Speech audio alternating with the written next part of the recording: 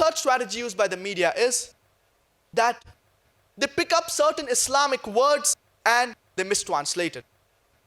And today, the most misunderstood word, it is the word jihad. Jihad is not only misunderstood by many of the non-Muslims, it is even misunderstood by many of the Muslims. Many non-Muslims and Muslims think that jihad is any war fought by any Muslim for any reason, whether it be for land, whether it be for fame, whether it be for wealth, whether it be for money. Jihad does not mean any war fought by any Muslim, whether it be for land, whether it be for fame, whether it be for wealth, whether it be for money. Jihad is derived from the Arabic word jahada, which means to strive, which means to struggle. Jihad means to strive and struggle against one's own evil inclination. Jihad also means to strive and struggle to make the society better. Jihad also means to strive and struggle in the battlefield. So jihad basically means to strive to struggle.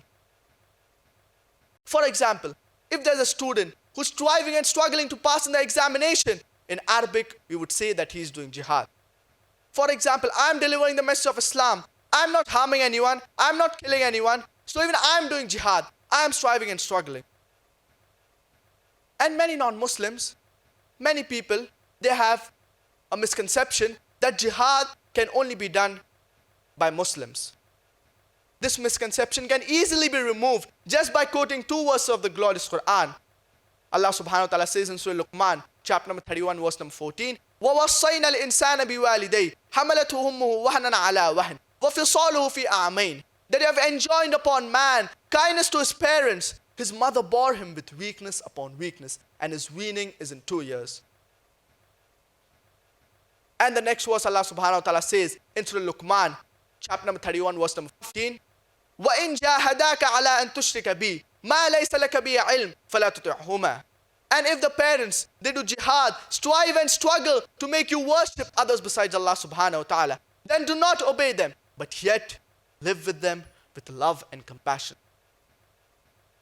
Allah subhanahu wa ta'ala repeats a similar message in Surah Ankabut, chapter number 29, verse number 8, وَإِنْ جَاهَدَاكَ لِتُشْرِكَ بِي مَا لَيْسَ لَكَ بِهِ عِلْمٍ فَلَا تُطِعْهُمَا. And if the parents, they do jihad, strive and struggle to make you worship others besides Allah subhanahu wa ta'ala, then do not obey them.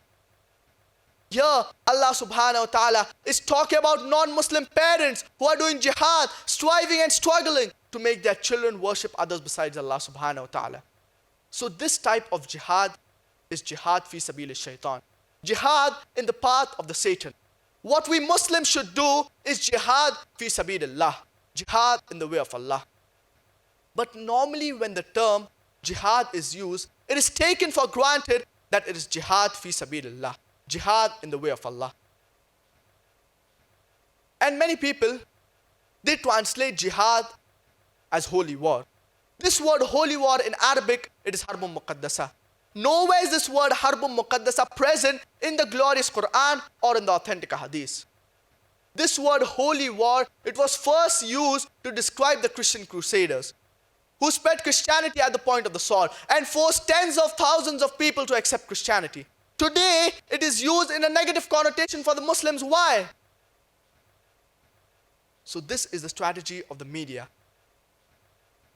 That they pick up certain Islamic words and they mistranslate it.